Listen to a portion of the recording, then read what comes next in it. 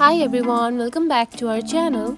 In today's video, I'm going to show you how to download the Coinbase wallet. It is a very simple process, so let's dive right in.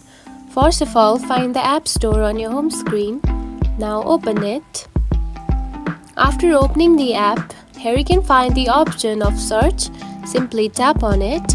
Now tap onto the search bar and type Coinbase wallet. Just like this. And search for it. After that, here you can find the Coinbase wallet. Now tap on it.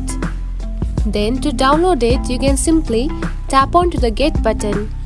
I have already downloaded the Coinbase wallet, so it is showing the open instead of the get.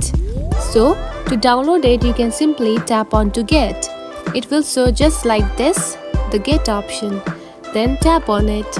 And after that, you can simply download the Coinbase wallet. And that's it. This is how you can download the Coinbase wallet on your mobile phone. If you found this video helpful, don't forget to like and subscribe for more tips. Thanks for watching.